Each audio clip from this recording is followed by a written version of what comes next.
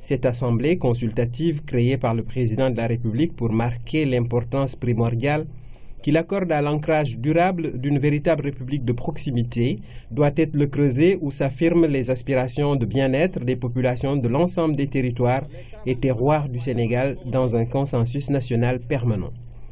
À cet effet, conformément à la lettre et à l'esprit de la révision constitutionnelle du 20 mars 2016, le chef de l'État demande au gouvernement d'apporter au Haut Conseil des collectivités territoriales tout l'appui nécessaire à son fonctionnement dans les meilleures conditions. En outre, il lui indique l'impératif de solliciter chaque fois que de besoin et selon les modalités officielles approuvées ses avis en matière d'aménagement attractif du territoire, d'approfondissement de la décentralisation et de la territorialisation des politiques publiques. De même, le président de la République invite le gouvernement à poursuivre le dialogue constructif avec les collectivités territoriales afin de promouvoir avec les acteurs institutionnels et les partenaires de l'État un développement territorial accéléré, équitable et durable. À cet égard, le chef de l'État demande au gouvernement d'intensifier le processus de rénovation et de modernisation de l'administration territoriale d'État avec la finalisation et la signature de la charte de la déconcentration et invite le Premier ministre à tenir un conseil interministériel de l'administration territoriale dans les meilleurs délais. Évoquant par ailleurs la bonne préparation de la Journée nationale de l'élevage, événement majeur du calendrier national qui sera célébré le 8 décembre prochain à Ndioum, le président de la République rappelle au gouvernement la nécessité de la mise en œuvre effective des engagements pris pour la réhabilitation des structures et zones de développement de l'élevage et le renforcement du rôle des opérateurs privés dans l'extension des performances du sous-secteur. En outre, le chef de l'État invite le gouvernement à assainir la pratique de la médecine vétérinaire et à lutter contre les produits vétérinaires de contrefaçon qui inondent le marché. Abordant la préparation de la prochaine session budgétaire, le président de la République demande au Premier ministre de veiller à la bonne préparation des passages du gouvernement devant l'Assemblée nationale. Le chef de l'État a clos sa communication sur son agenda diplomatique et informé les membres du Conseil des résultats de son voyage en Pologne. Le Premier ministre a axé sa communication sur les principes de fonctionnement du gouvernement avant de rendre compte du suivi et de la coordination de l'activité gouvernementale.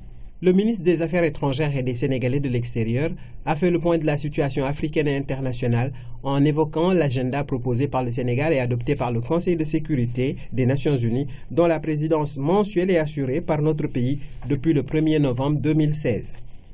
Le ministre de l'Économie, des Finances et du Plan a fait le point de la conjoncture économique nationale et internationale. Le ministre de l'Agriculture et de l'Équipement rural a rendu compte du déroulement de la campagne agricole 2016-2017. Le ministre du Renouveau urbain, de l'Habitat et du Cadre de vie a rendu compte de la participation du Sénégal au sommet de l'habitat à Quito, en Équateur, et de l'état d'avancement des pôles urbains. Le ministre de l'Environnement et du Développement durable a fait le point des préparatifs de la participation du Sénégal à la 22e conférence des parties de la Convention cadre des Nations Unies sur le changement climatique, COP22, prévue du 7 au 18 novembre 2016 à Marrakech, au Maroc. Le ministre auprès du président de la République en charge du suivi du plan Sénégal émergent a rendu compte de l'état d'avancement des différents projets et réformes. Au titre des textes législatifs et réglementaires, le Conseil a adopté le projet de loi portant loi organique portant sur la Cour suprême, le projet de loi organique portant statut des magistrats, le projet de décret portant création et fixant les règles d'organisation et de fonctionnement du Musée des civilisations noires MCN, le projet de décret portant modification du décret 2016-482 du 20 avril 2016 portant création de la délégation générale au pèlerinage au lieu saint de l'islam. Au titre des mesures individuelles, le président de la République a pris les décisions suivantes. M. Ousmane Ndoye, administrateur de société, est nommé délégué général adjoint à la délégation générale au pèlerinage au lieu saint de l'islam. M. Cheikh Faye, inspecteur de l'enseignement moyen secondaire, précédemment inspecteur d'académie de Kédougou, est nommé inspecteur d'académie de Sédhiou, poste vacant. M. Oumar Mbeng, ingénieur agronome, est nommé directeur régional du développement rural de Sédhiou en remplacement de M. Hamadou Baldé, appelé à d'autres fonctions. M. Abdoulaye Sidibé, ingénieur agronome, est nommé directeur régional du développement rural de Kolda en remplacement de M. Mamadou Badiane, appelé à d'autres fonctions. M. Sambanda Otal, ingénieur agronome, est nommé directeur régional du développement rural de Kaffrine en remplacement de M. Oumar Mbeng, appelé à d'autres fonctions. M. Pierre Diouf, ingénieur agronome, est nommé directeur régional du développement rural de Diourbel en remplacement de M. Abdoulaye Kamara, appelé à d'autres fonctions. M. Youssoupha Gueye, ingénieur agronome, est nommé directeur régional du développement rural de Kaolack en remplacement de Pierre Diouf, appelé à d'autres fonctions. M. Baboy Dissadali, ingénieur agronome, est nommé directeur régional du développement rural de Tambacounda en remplacement de M. Sambanda Outal, appelé à d'autres fonctions. M. Mamadou Gueye, ingénieur agronome, est nommé directeur régional du développement rural de Thiès en remplacement de M. Abiboulaye Sidibé, appelé à d'autres fonctions. M. Hamadou Baldé, ingénieur agronome, est nommé directeur régional du développement rural de Saint-Louis en remplacement de M. Baboy Dissadali, appelé à d'autres fonctions. M. Abdoulaye Kamara, ingénieur agronome, est nommé directeur régional du développement rural de Matam en remplacement de M. Youssoupha Gueye, appelé à d'autres fonctions. M. Mamadou Badiane, ingénieur agronome, est nommé directeur régional du développement rural de Fatick en remplacement de M. Falilou Faye, appelé à d'autres fonctions. M. Tamsir Saho, ingénieur agronome, est nommé directeur régional du développement rural de Kédougou en remplacement de M. Mamadou Gueye, appelé à d'autres fonctions. C'est signé le ministre porte-parole du gouvernement. Omar Diaw, le président de la République, a reçu ce jeudi une délégation d'acteurs culturels au menu des échanges avec le chef de l'État, l'organisation du Festival mondial des arts nègres et la journée de l'écrivain africain, des manifestations que le président Macky Sall compte prendre entièrement en charge sur les plans financiers, matériels et logistiques. Une décision saluée par les militants de la culture. Aboubakry Kane. Autour de la table, des artistes, hommes de lettres et acteurs culturels. Ils sont venus entretenir le président de la République de grands événements en perspective. D'abord, le cinquantenaire du Festival mondial des arts nègres, où il est question d'adapter les actions des intellectuels et artistes noirs aux enjeux du XXIe siècle. On a fait ce qu'on a pu faire sur le plan scientifique, des contacts, faire un appel à la communication d'une densité telle que de par le monde. Les gens, ils ont réagi. Mais il y a des choses qui dépassent notre pouvoir, excellence. Et j'ai dit souvent, même dans le combat contre l'ignorance, le nerf, c'est l'argent. On avait un budget ambitieux, parce qu'il fallait faire les régions. On était à 100 millions. Ensuite, on est tombé à 91 et actuellement, on est à 60 millions. Le second aspect, excellence, puisqu'on a des hommes qui viennent du monde entier. La sécurité, c'est la République, excellence. On s'est dit qu'il y a un aspect protocolaire, diplomatique, sécuritaire, que nous donnons à l'État. Ça lui revient. La journée de l'écrivain est l'autre manifestation culturelle qui mobilise les acteurs, occasion pour l'association des écrivains de mettre en exergue le soutien constant du chef de l'État à leur égard. Mais vous avez tenu quand même à nous recevoir, compte tenu que vous êtes aussi le premier protecteur des arts et des lettres. Donc ce n'est pas un slogan, vous l'avez tout le temps manifesté. Vous êtes familier à ce projet. Nous sommes à notre 24e édition. Et cette année, donc, nous avons choisi comme thème, un thème actuel, paix, sécurité, le rôle de l'écrivain africain. Nous pensons que quand même les écrivains ont un rôle important à jouer dans ce sens. Le président de la République s'est réjoui de cette rencontre. En sa qualité de premier protecteur des arts et de la culture, il a réaffirmé son engagement à accompagner ces structures. Le chef de l'État prend en charge l'organisation de ces événements à tous les niveaux. On va agir en urgence pour que véritablement il n'y ait pas de stress dans l'organisation de ces deux événements majeurs, en particulier l'anniversaire du Festival mondial des arts nègres. Je voudrais dire que je souhaite d'ailleurs vraiment établir une relation durable avec le monde de la culture, des arts et des lettres. Le président Macky Sall traduit ainsi toute l'importance qu'il accorde à l'action de ces hommes de culture. Il souhaite d'ailleurs les rencontrer plus souvent en vue d'approfondir les échanges. Je pense qu'il nous faut trouver le format approprié pour que le président de la République puisse avoir ce contact permanent, qu'il puisse être alimenté en réflexion, que nous sommes dans l'action. Sur un autre registre, il est question de la beauté de la capitale sénégalaise. Et à ce niveau, les artistes comptent aussi jouer leur partition. Vous avez lancé, avec le ministre de la Culture, pour décorer une douzaine de sites à Dakar. Et nous tenons à vous accompagner véritablement pour amener un nouveau visage sur Dakar. Nous avons proposé en termes de sculpture, en termes de fresques, pour vraiment changer le visage de Dakar. Et nous avons bien entendu votre message en nous disant que vous voulez de véritables décorations qui puissent changer le visage de la capitale sénégalaise. Au-delà de sa décision de supporter le budget de ces événements, le président de la République souhaite également apporter son soutien et la reconnaissance de la République aux hommes et femmes de lettres, témoins vivants de l'histoire culturelle sénégalaise. Une décision fortement appréciée par ces militants de la culture. Le chef d'État qui recevait donc les acteurs culturels. Après celle de Bokhol, le président de la République a inauguré cet après-midi la deuxième centrale solaire du Sénégal, une centrale photovoltaïque qui se trouve à Malicounda. Le mix énergétique optimisé est ainsi mis en branle avec pour objectif de sécuriser l'offre de fourniture d'énergie électrique en quantité et en qualité, fruit d'un contrat de concession de 25 ans entre Senelec et Solari Group, une société italienne. Cette centrale solaire d'une capacité de 22 MW va connecter à l'électricité plus de 9000 ménages d'un coût de 22 milliards. Cet ouvrage construit sur une superficie de 100 hectares est constitué de 90 000 panneaux solaires. La centrale solaire photovoltaïque de Malicounda qui a donc été inaugurée par le président de la République. C'était cet après-midi. En marge de la cérémonie, le directeur général de la Senelec, Mohamedou Makhtar Cissé, est revenu sur le projet qui a coûté 22 milliards de francs CFA. C'est le fruit d'un partenariat public-privé. Nous l'écoutons au micro de Seydina Alioune. Cette centrale solaire que le président de la République Macky Sall inaugure aujourd'hui participe de cette volonté de trouver une solution définitive à la lancinante question du problème énergétique. Et le président de la République, justement, a attaqué le problème de front en essayant d'abord de régler le problème de la production. Le problème de la production aujourd'hui à travers un mix énergétique qui est une sorte de bouquet énergétique à travers la diversification des filières pour un peu casser la tyrannie du pétrole dont nous sommes très dépendants jusqu'à présent.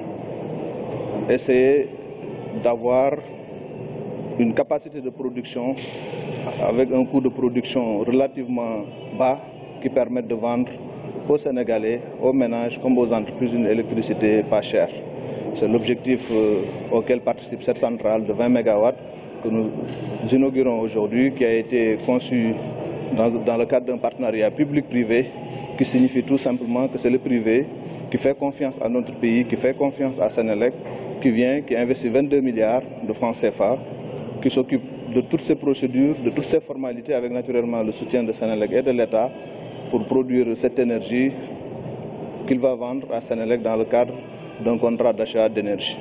Et voilà, après Bokhol, après Malicounda, et Santumere qui suivra, Kawon qui suivra, et toutes ces centrales qui suivront, Sendou qui suivra l'année prochaine, nous pourrons avoir un bouquet énergétique diversifié qui permettra au Sénégal d'avoir en 2017 déjà, et c'était déjà l'objectif, 20% de sa capacité en énergie renouvelable, c'est-à-dire en énergie propre. C'est tout à l'honneur du président de la République Macky Sall et je crois que dans quelques semaines, dans une semaine à 2 semaines, quand il se présentera à Marrakech, il pourra défendre avec fierté ce bilan du Sénégal, d'autant plus qu'il a été visionnaire pour avoir préconisé ce mix énergétique avec l'injection du renouvelable dans nos capacités de production, comme il a rappelé à Bokhol, depuis qu'il était déjà candidat pour accéder à la magistrature suprême. Vous pourrez suivre après ce journal l'intégralité de l'interview que le directeur général de la Senelec a accordé à notre reporter Seydina Alioune. Le Sénégal vient de publier son rapport 2014 sur l'initiative pour la transparence dans les industries extractives. Il ressort du document que cet exercice de transparence a permis au Sénégal d'engranger de bons points. Mais dans ce contexte de découverte de gaz et de pétrole, le pays peut et doit faire mieux. Autorités étatiques, privées et sociétés civiles en sont convaincus au Mindour. Le rapport 2014 sur l'initiative pour la transparence dans les industries extractives révèle que le Sénégal a 2 réels motifs de satisfaction par rapport à l'exercice 2013. Premièrement, toutes les entreprises minières, pétrolières, gazières établies au Sénégal ont fourni leurs données.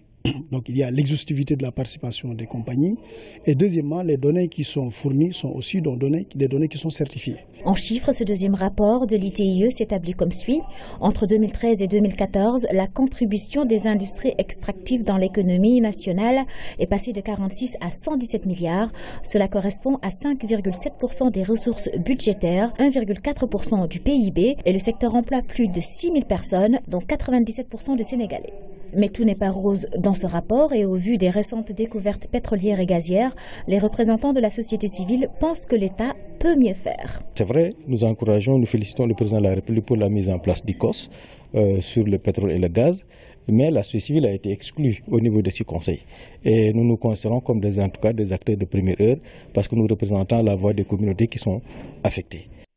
Le COS-Pétrogaz, c'est le comité d'orientation stratégique du pétrole et du gaz. Avec le code minier révisé, c'est un des instruments de contrôle et de gestion des industries extractives mis en place par le Sénégal. Et le pays ne compte pas s'arrêter là, avec notamment l'audit et la mise à jour des systèmes d'information du Trésor public, son interfaçage avec ceux de la douane et la consolidation des systèmes de cadastre au niveau des ministères en charge de l'énergie et des mines.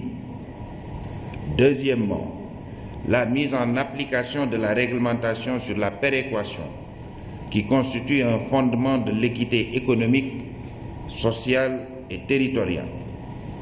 Troisièmement, une réévaluation des procédures d'octroi et de renouvellement des titres, ainsi qu'un meilleur encadrement des opérations de cession-transfert, les fameux farm-in, farm-out, à la lumière des bonnes pratiques internationales. Des mesures dont l'efficacité pourra être mesurée dans le prochain rapport de l'initiative pour la transparence dans les industries extractives. Mais pour celui-ci, la Banque mondiale recommande qu'il couvre l'exercice 2015 et 2016 afin qu'il n'y ait plus de décalage de 2 ans dans sa publication.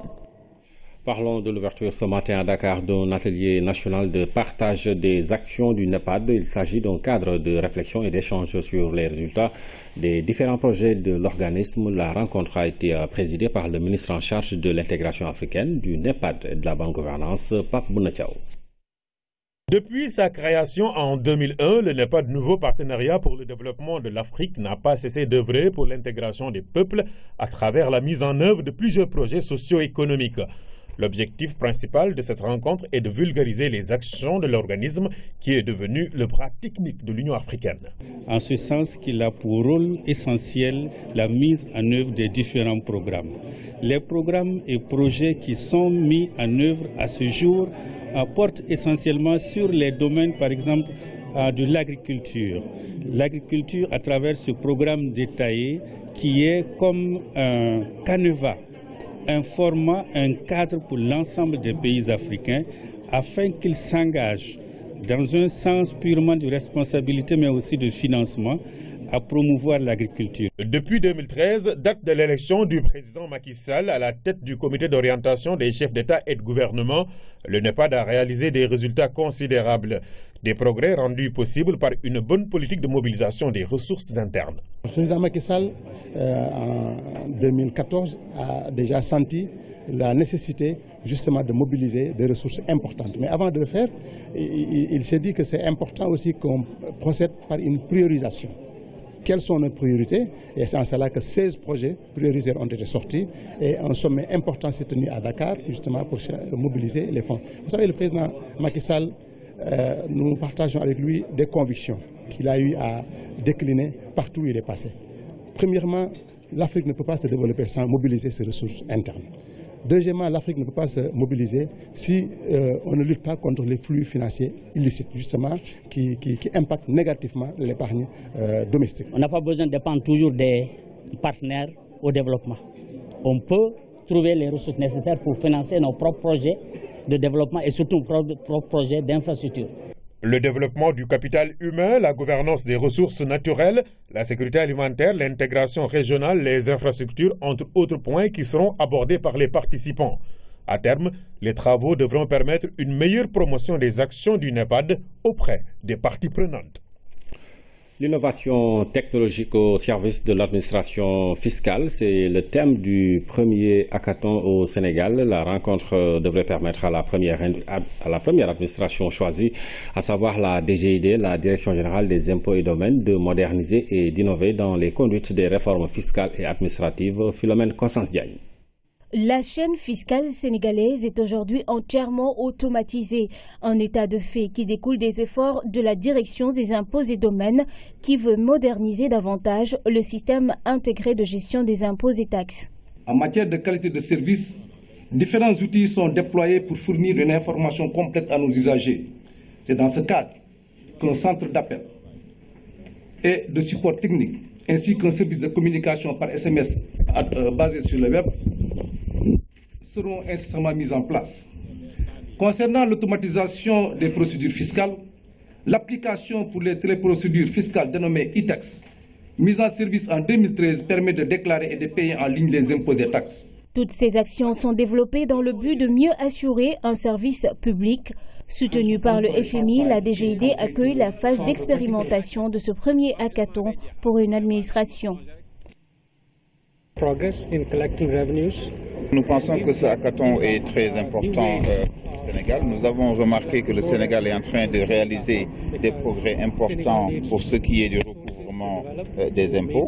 Mais nous pensons qu'il faut des moyens novateurs. Et nous avons conscience qu'il faut des ressources pour assurer le développement. Heureusement que l'administration sénégalaise a été très réceptive à nos conseils et nous voulons nous inspirer d'expériences dans des pays tels que les États-Unis et la France pour aider le Sénégal à améliorer son administration fiscale.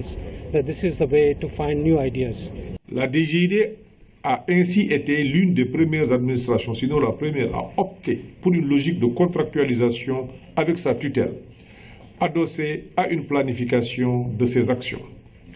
Ces méthodes nouvelles ont certes permis à l'administration de faire des avancées fort appréciables en termes d'efficacité dans la collecte des recettes fiscales et non fiscales d'une part, et d'amélioration des services aux usagers d'autre part.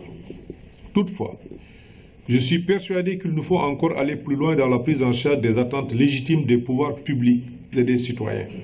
Des innovations sont attendues à la fin de cette rencontre qui regroupe plusieurs experts venus partager leur savoir-faire pour une technologie avancée au service de l'administration fiscale sénégalaise.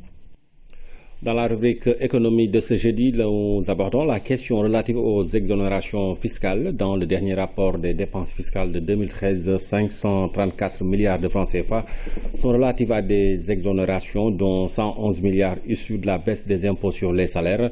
Quel est l'impact de ces exonérations dans l'économie nationale? Quels sont les types d'exonérations et que recouvre cette notion fiscale? C'est un sujet de Dahaba.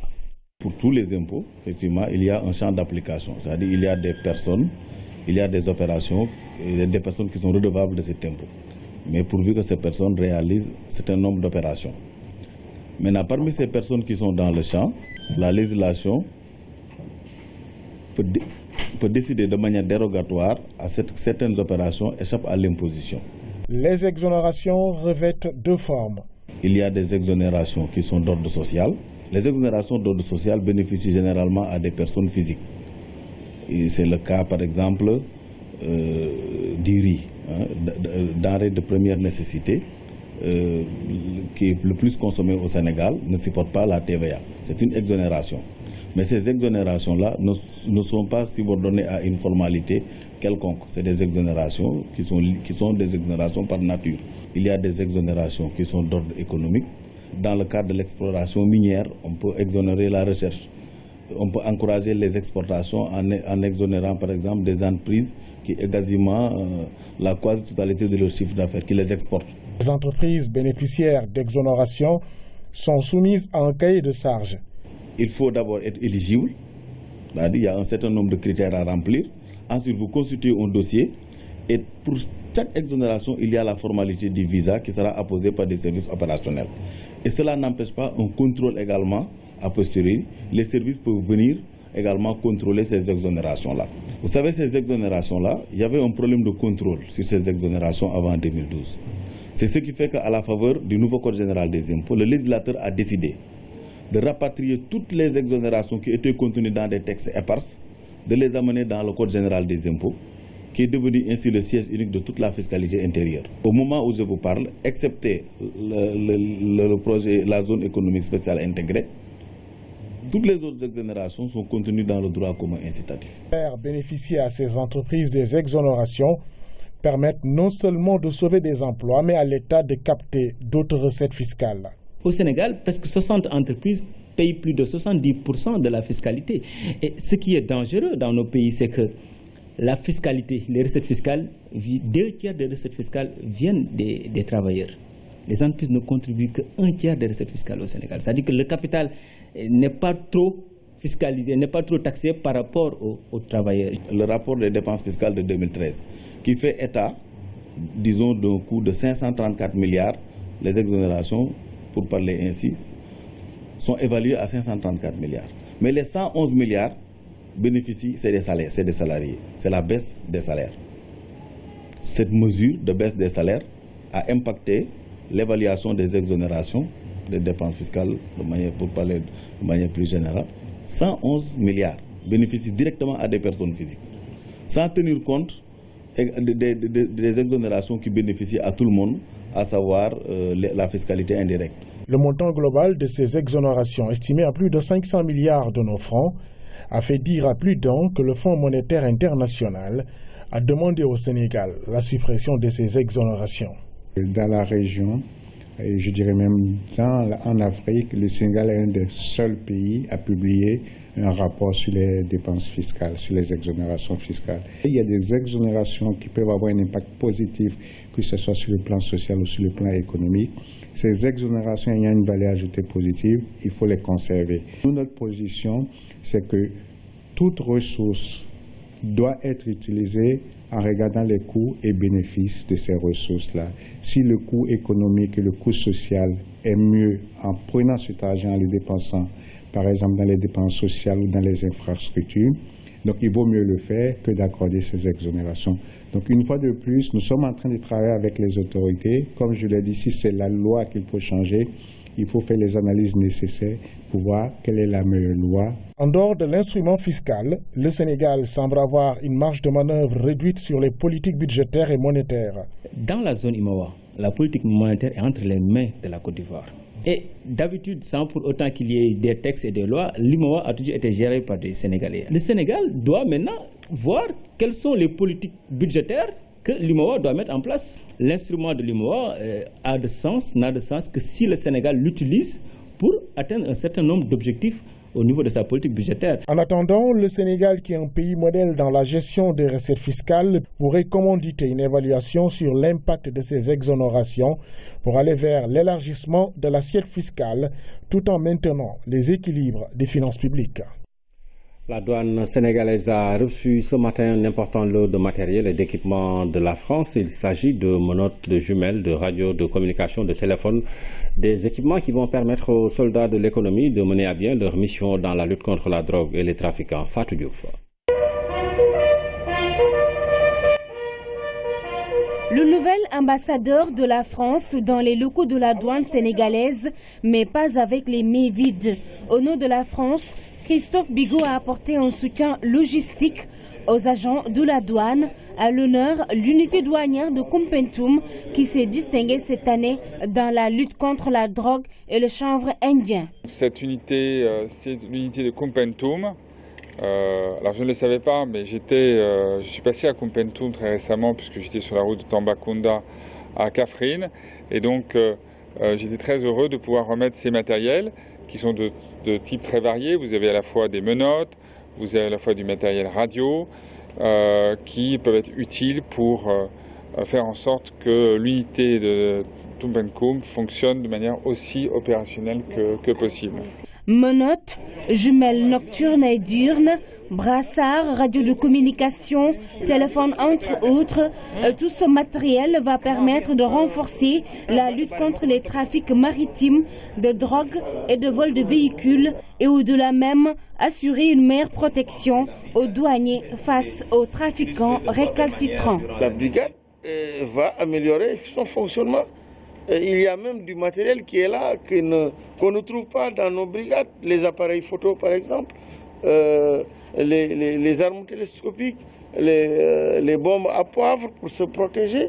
Donc, tout un matériel auquel ils ont pensé, compte tenu du contexte d'insécurité dans lequel les agents exécutent leur mission, auquel ils ont pensé pour protéger nos agents. Mais nous ne pouvons dire que djérejef. La douane assure une mission de protection de l'économie nationale, renforcer ses moyens logistiques, c'est protéger l'économie du pays et c'est dans cette optique que s'inscrit cet appui de la France.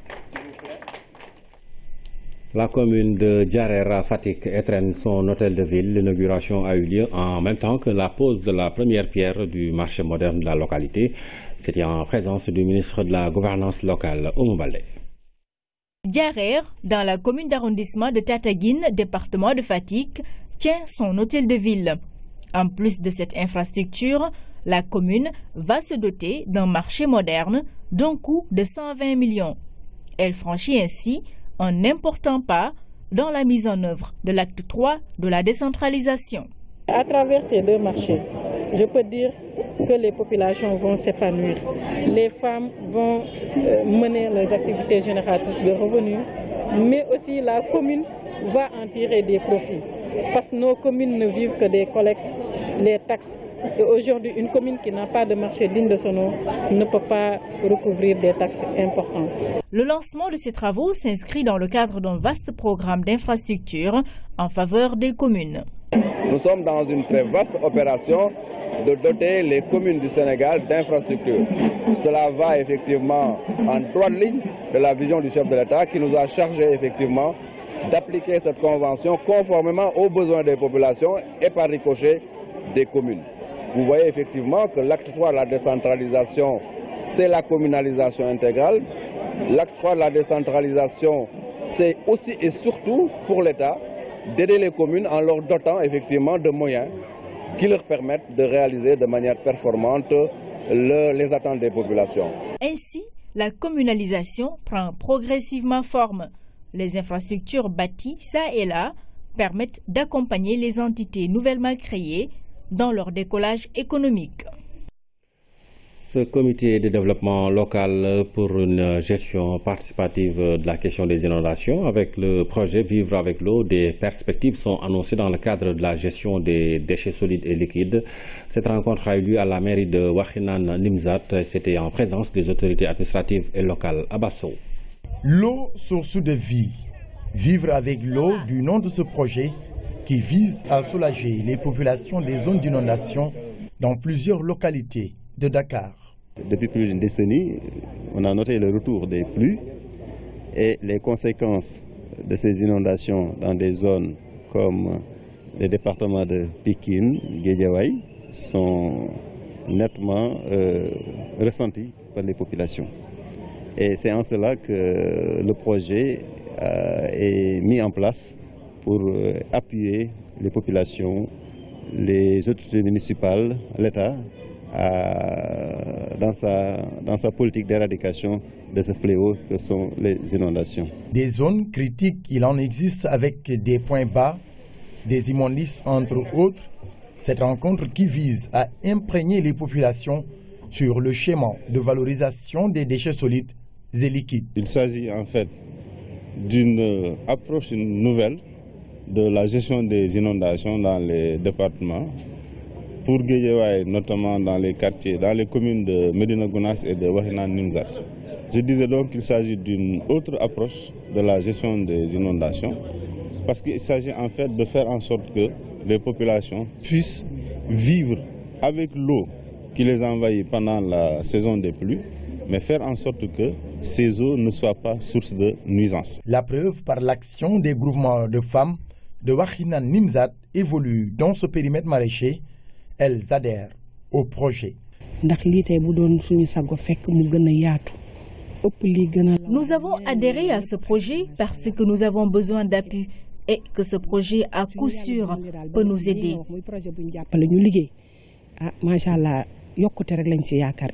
Le plan de contingence projeté vise la création de briques à partir de déchets solides et de compostage à partir des déchets liquides. Donc ce projet Vivre avec l'eau est venu compléter ce travail. Il y a aussi une méthode vraiment participative que le projet a utilisée. Je remercie de passage aussi le maire Racine Talla qui nous a accueillis ici dans sa commune, qui est en train aussi de faire un excellent travail vraiment dans la banlieue. Questions, réponses sur les enjeux et défis du projet, comme pour garantir une adhésion des populations au projet Vivre avec l'eau, dans le seul but d'améliorer le cadre de vie et la résilience des populations.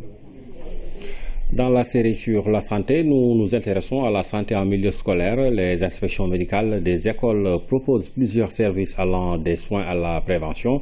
Elles couvrent l'ensemble des élèves du Sénégal, de l'élémentaire au secondaire, du privé et du public. Zoom sur les activités de la division du contrôle médical scolaire avec Oumou Baldé. Pour limiter l'absentéisme des élèves pour raison de maladie, les inspections médicales des écoles se dressent en sentinelle. L'une de leurs missions étant la prise en charge avec promptitude les cas de maladie. Parmi elles, les pathologies bucco-dentaires qui constituent le premier motif de consultation. Je suis venue ici pour me faire consulter car j'avais mal aux dents. Ça fait deux ou 3 jours. Il y a beaucoup de problèmes dentaires chez les élèves. Plus de 50 malades par jour. Il faut renforcer la prévention dans les écoles, faire des séances d'enseignement à l'hygiène bucco-dentaire, c'est très important. Autre service, autre préoccupation prise en charge. Les affections oculaires sont aussi très fréquentes chez les élèves. La plupart ont un impact sur leur concentration en classe. Parfois, je ne vois pas, parfois, ça devient un peu flou. Parce que je ne vois pas avec le soleil. C'est pourquoi je suis venue consulter ici. Dans le milieu scolaire, on rencontre souvent les élèves rencontrent souvent des problèmes de vision. Parce que c'est un service qui vient juste de démarrer, mais on a surtout l'affluence des élèves. Les cas de myopie, les cas d'hypermétropie, l'astigmatisme et surtout la myopie. On rencontre aussi des cas de pathologie, par exemple les conjonctivites allergiques, liées à l'environnement et tout ça. En plus de la prise en charge des soucis de santé, l'inspection médicale des écoles fait aussi dans la prévention, d'autant que la couche cible est très vulnérable. Cette politique implique les enseignants et autres personnels de l'école. On a une unité de cellule d'éducation à la santé qui se déplace durant toute l'année scolaire dans toutes les écoles de la région, qui font le dépistage, par exemple la sensibilisation sur le dépistage VIH-Sida, qui fait également la sensibilisation sur la santé de la reproduction, les grossesses précoces, les infections chez les jeunes, c'est un problème, les adolescents, la lutte contre la consommation du tabac et des stupéfiants. Mais quand même, nous avons beaucoup de contraintes, des moyens qui ne suffisent toujours pas. Pour dire, la première contrainte que nous avons, c'est la mobilité. Pour dire qu'aujourd'hui, l'inspection médicale des écoles, notre activité principale, c'est dans les écoles. Il faut nous déplacer. On n'a pas encore un véhicule adapté pour nos déplacements. Pour mieux élargir son offre de services de santé, cette division, qui dépend du ministère de l'Éducation nationale, envisage la mise en place d'une mutuelle de santé scolaire. C'est pour une large couverture des besoins des élèves, dont l'assurance ne couvre que les accidents liés à la pratique de l'éducation physique et sportive. Nous sommes en train de travailler avec l'Agence de la couverture maladie universelle, le ministère de la Santé. Nous avons l'aval du ministre de l'Éducation pour mettre en place une mutuelle permettant à tous les élèves du Sénégal, aussi bien publics que privés, et même secondairement au niveau des DARA, parce que les DARA font partie aussi du ministère de l'Éducation, pour la mise en place d'une couverture sanitaire de tous les élèves. Effectivement, il y aura une participation des parents. Nous sommes en train d'envisager une participation de 1 000 francs par élève, avec un appui de 3 500 de la part de l'agent de la CMU, permettant à ces élèves de bénéficier d'un paquet de services du poste au centre de santé et une partie de services au niveau de l'hôpital. Si ce pari est réussi, les autorités scolaires pourront systématiser la visite médicale chez les élèves. En même temps, prendre en charge précocement certaines pathologies qui pourraient constituer un handicap dans le futur. L'assurance accident, c'est la protection dont les élèves bénéficient après la couverture maladie de l'inspection médicale. La cotisation par élève est prélevée directement du montant de l'inscription. Elle couvre tout risque d'accident pendant les jours d'école, nous dit Fantabachi. La protection des élèves des risques d'accident. Toutes les écoles souscrivent à cette assurance apposée souvent au verso de la carte d'identité scolaire. Elle couvre tous les risques d'accident qui surviennent à l'école et sur le chemin, tous les jours ouvrables. En cas d'accident, l'assurance prend les élèves totalement en charge. Ils prennent les élèves en charge à partir de 7h30 jusqu'à 18h. Là, ils sont assurés. Au-delà de 18h, donc la responsabilité de l'établissement est totalement dégagée. Il y a un capital décès à payer par l'assureur. Vous avez aussi ce qu'on appelle l'infirmité permanente. Vous avez ce qu'on appelle le règlement des frais de traitement, des remboursements de frais médicaux. Donc ces frais médicaux-là sont aussi plafonnés dans le contrat et varient selon les cycles. L'assurance est souvent prélevée au moment de l'inscription de l'élève et elle varie en fonction des écoles. Les élèves à l'inscription payent 10 000. On défalque les 200 francs qu'on verse à la société assure les élèves. Mais l'assurance, c'est seulement assurance en cas d'accident. Il n'y a pas d'assurance maladie. Du préscolaire jusqu'à l'élémentaire, la prime modique de 200 francs CFA TDC par élève est appliquée. Par élève. Le CM Martin Luther King, par exemple, verse chaque année 180 000 francs CFA pour l'ensemble de ses élèves pour une prise en charge globale qui couvre toute l'année scolaire. Quand il y a un accident, d'abord l'école est informée. L'école fait face aux frais, ou bien la famille fait face aux frais, ou bien l'école et la famille. C'est après qu'on avait la compagnie d'assurance, avec le rapport d'accident, la police d'assurance de l'enfant. Cette compagnie est obligée de rembourser tous les frais afférents à cet accident-là, quel que soit par ailleurs le montant. L'indemnisation largement supérieure au montant de la cotisation ne suit pas immédiatement le préjudice. Il y a toute une procédure à suivre et des justificatifs à présenter pour bénéficier de la prime d'assurance. Si l'élève est victime d'un accident ou bien perd la vie suite à un accident corporel, le capital décès est libéré. Si l'élève a fait face à des frais médicaux ou que l'établissement scolaire a fait face à des frais médicaux, les frais médicaux sont restitués, remboursés sur la base d'une présentation des justificatifs de paiement des frais médicaux. D'abord informer l'assureur, sur simple information, une fiche de déclaration d'incident scolaire, joindre les pièces médicales, certificat médical de constatation de blessure, pièces médicales, frais médicaux, et puis indiquer à l'assureur la personne à l'ordre de qui le règlement est fait. Si l'assureur dispose de ces informations, de ces documents, il déclenche très rapidement l'indemnisation. À côté de l'assurance accident, les élèves bénéficient également de la couverture maladie. Cette couverture n'assure cependant que les soins. Il n'y a pas d'assurance maladie pour les élèves. Il faut qu'on trouve une solution. Et comme le Sénégal s'est doté d'un programme de couverture maladie universelle, en tout cas, au début, il y a des problèmes de texte parce qu'il n'y avait pas quelque chose de prévu pour les élèves. Mais depuis un an, nous sommes en discussion avec la couverture maladie universelle pour voir dans quel cadre on peut faire une jonction entre la médecine scolaire et la CMU. La santé et la sécurité de l'élève sont aujourd'hui placées au cœur des priorités des établissements scolaires qui, au risque de voir certains parents refuser de faire adhérer leurs enfants à l'assurance, intègrent systématiquement les cotisations dans les frais d'inscription. La lutte contre le paludisme, le Sénégal abrite en ce moment un cours international sur la certification en microscopie organisé par l'OMS, le PNLP et la faculté de médecine de l'UCAD. Ce cours vise des médecins, des pharmaciens, des biologistes et des techniciens de laboratoire. La microscopie étant encore un important moyen d'aide au diagnostic, il est bon de disposer de personnel qualifié dans son utilisation. Ambiance de salle de travaux pratiques, les lames déjà préparées sont prêtes à être observées. Il faut savoir détecter le parasite responsable du paludisme. Le microscope reste un instrument de diagnostic d'une grande fiabilité, malgré les tests de diagnostic rapides. On sait au jour d'aujourd'hui que l'outil de référence jusqu'à présent au niveau des structures, pour l'essentiel des pays africains et du monde, repose sur la microscopie. Donc on ne peut pas dire aujourd'hui qu'il n'y a pas de palu si le microscopiste n'est pas certifié. Ce 4e cours international d'accréditation de microscopistes des pays d'Afrique francophone et lusophone se tient à Dakar. Il est organisé par l'OMS en partenariat avec la faculté de médecine et le programme national de lutte contre le paludisme. Il faut être formé et nous saluons les partenaires qui ont eu confiance à notre collègue, le professeur Daoud Ndiaye. Il est certifié par la communauté internationale que le travail qu'il fait, il est bon. La direction du cours est confiée au patron du service de parasitologie et mycologie pharmaceutique de l'UCAD et du CHU Le Dantec, un praticien reconnu dans le milieu. Pourquoi un système d'accréditation? Pour s'assurer que le pays qui va vers l'élimination, comme le Sénégal, soit en mesure de prouver techniquement, sur la base des résultats livrés, que les données que nous fournissons sont des données fiables. Pour le PNLP, ce cours vient couronner les efforts de formation et de mise à niveau des personnels de laboratoire sur le terrain.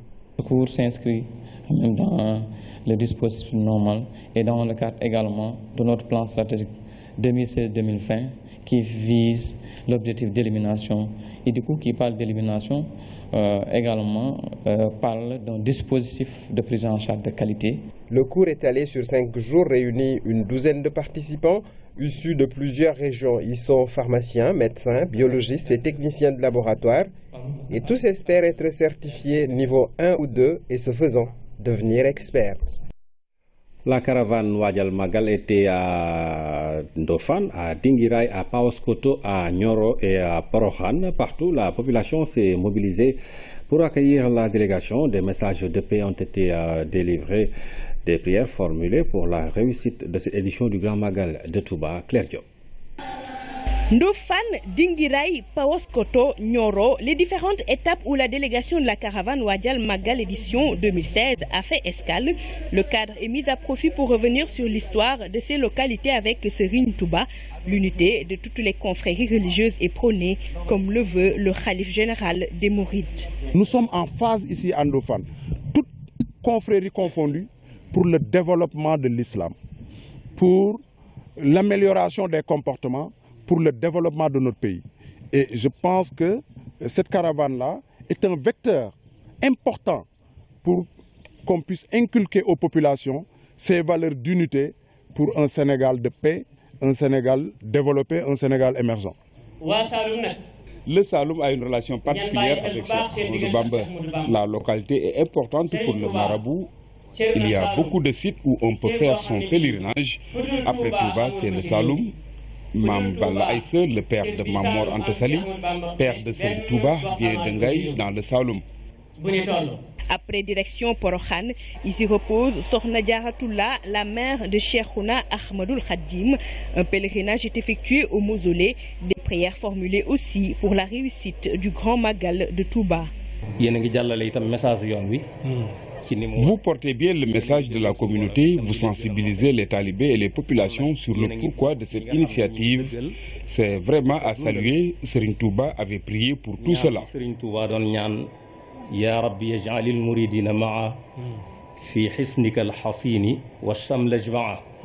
Le Dara Mam Diara de Porokhan a aussi reçu la délégation. L'initiative des homonymes de Sokhna Diara et de Serigne Bassirou. C'est plus de 1000 filles, elles apprennent le Coran et font tout dans ce Dara. Elles bénéficient d'une prise en charge totale du marabout.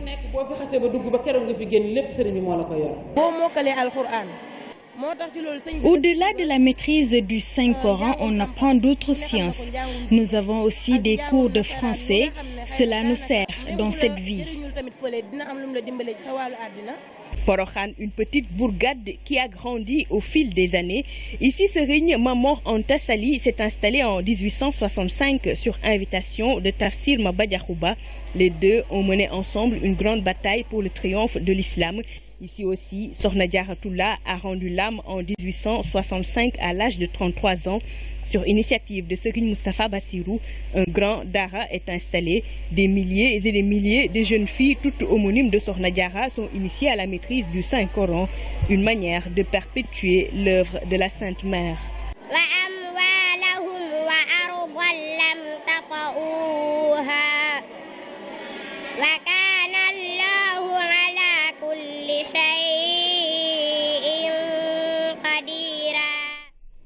Voilà pour la caravane Wadjal Magal qui poursuit son périple dans la zone centre du pays. L'ambassade d'Indonésie au Sénégal a célébré le 2 novembre le 71e anniversaire de son indépendance, une occasion pour l'ambassadeur de revenir sur la collaboration entre le Sénégal et l'Indonésie, deux pays qui ont beaucoup de choses en commun. Mbagnick Ndiaye, ministre de la Communication, a représenté le gouvernement Fanta Badji. Son Excellence Mansiour Pangeran à l'accueil de ses hôtes pour commémorer le 71e anniversaire de l'indépendance de l'Indonésie. Mbagnick Ndiaye, ministre de la Communication, pour représenter le gouvernement à la célébration de la fête nationale de l'Indonésie au Sénégal. Après installation des invités, interprétation des hymnes nationaux des deux pays.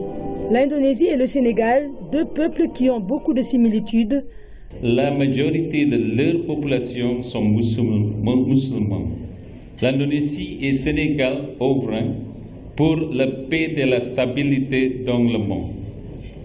Je vous renouvelle ici, ainsi qu'à tous vos compatriotes, au nom du chef de l'État, président de la République Macky Sall, et du chef du gouvernement, mes vœux chaleureux de bienvenue au Sénégal, tout en vous assurant que vous avez tout le soutien et toute la collaboration de notre pays dans l'accomplissement de votre mission.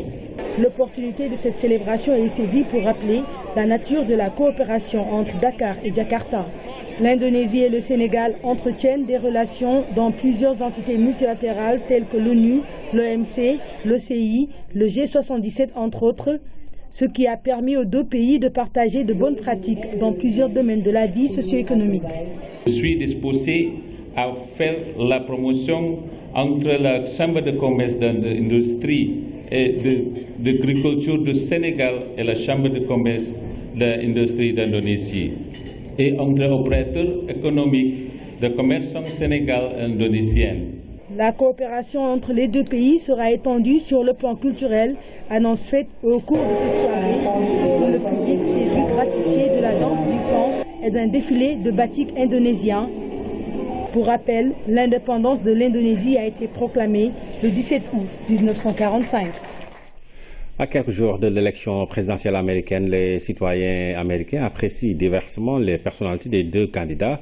Hillary Clinton, une femme du sérail, face à Donald Trump, un novice en politique.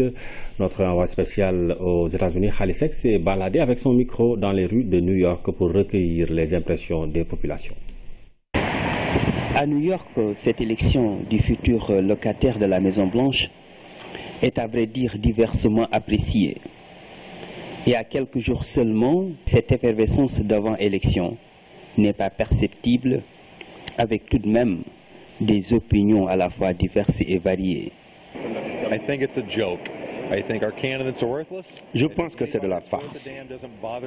Je pense qu'aucun des deux candidats n'est à la hauteur. Tous ceux qui s'intéressent à la politique réellement savent que c'est de la farce. M. Trump est un homme d'affaires qui s'est faufilé dans le système politique. Il n'est préoccupé que par sa personne et par ses intérêts personnels. Mme Clinton profite du système elle aussi pour elle-même, pour ses amis et ses connexions dans différents pays. Donc, tous les deux candidats ne sont là que pour leur propre intérêt.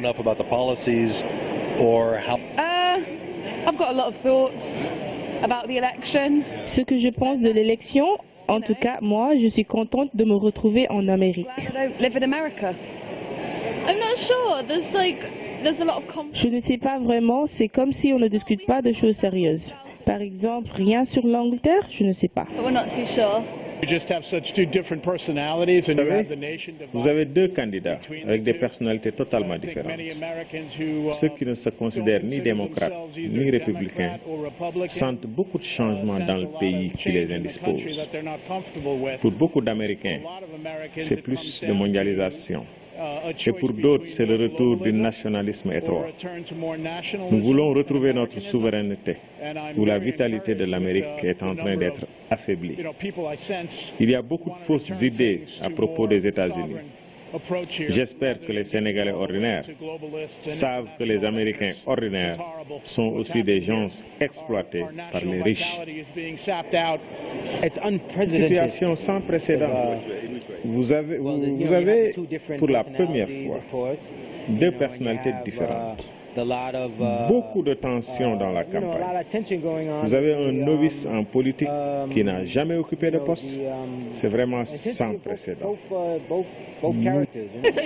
Anything while I'm voting for Hillary. Je vote pour Hillary. Trump est un déréglé. Donald Trump is a crazy man.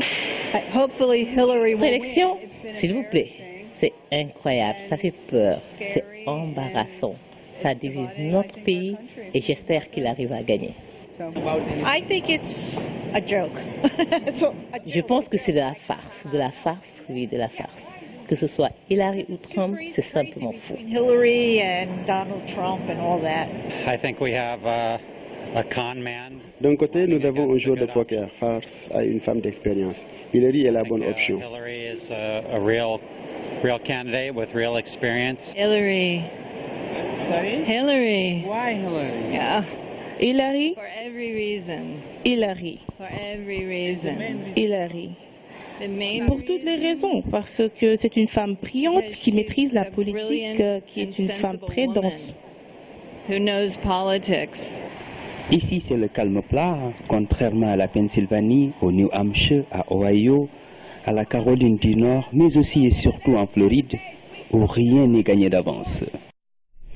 Reportage à New York signé Khalisek. L'actualité internationale nous conduit ce soir en Irak et en Libye, mais voyons d'abord la situation au Liban où Saïd Hariri va former le prochain gouvernement. C'est un récit de Philomène Constance-Gagne. Au Liban, Saad Hariri est chargé de former un nouveau gouvernement par le nouveau président de la République. Une désignation intervenue à l'issue de consultations parlementaires présidées par Michel Aoun. Ce choix sur la personne de Saad Hariri se justifie.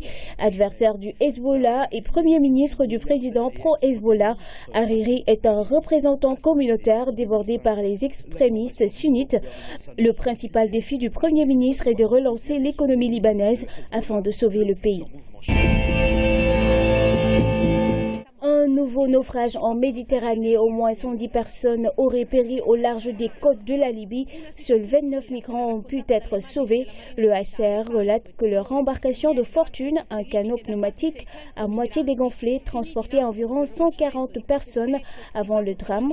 Un second naufrage pourrait avoir eu lieu le même jour. Cependant, il n'a pas été confirmé par les gardes-côtes italiens en charge de la coordination des opérations de secours. Au moins 2 opérations de secours étaient en cours ce jeudi en Méditerranée. Le chef du groupe État islamique est sorti de son silence après plus d'1 an. Dans sa communication, il exhorte ses troupes à combattre jusqu'au bout à Mossoul. Il a appelé les djihadistes à ne pas se replier et d'œuvrer pour de nouveaux attentats à l'étranger. La Turquie est sa cible première à cause de son armée qui combat à Mossoul. Dans la même lancée, Amnesty International pointe du doigt des milices anti-elle d'avoir torturé des civils en Irak. Ces habitants auraient été humiliés et détenus illégalement et seraient des villages du sud-est de Mossoul. Ces personnes visées par ces exactions sont en général soupçonnées d'entretenir des liens avec les djihadistes. Cet élément met fin à cette édition. Merci de l'avoir suivi. Je vous retrouve tout juste après le générique pour l'interview du directeur général de la Sénélec.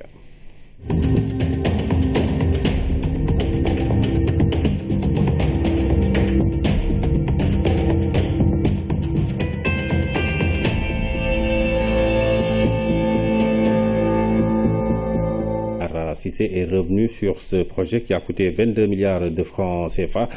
C'est le fruit d'un partenariat public-privé. Voici son entretien avec Seydina Alunfal. Cette centrale solaire que le président de la République Macky Sall inaugure aujourd'hui participe de cette volonté de trouver une solution définitive à la lancinante question du problème énergétique. Dans le cadre de la longue marche d'un pays vers l'émergence, comme c'est le cas du Sénégal, depuis que le président de la République a manifesté cette ambition à travers le plan Sénégal émergent qui a été lancé il y a à peu près bientôt 3 ans. La résolution de la question énergétique est capitale. Pour dire vrai, l'énergie est la clé de l'émergence. L'énergie est la clé de l'émergence. Le président de la République l'a si bien compris que dans la définition de cette politique publique nouvelle, qui nous sert aujourd'hui de référence, qui est le plan Sénégal émergent, la résolution de la question énergétique avait été présentée comme un préalable, au même titre que la réforme des procédures de l'État de façon générale, pour que ce soit les procédures administratives, les procédures judiciaires.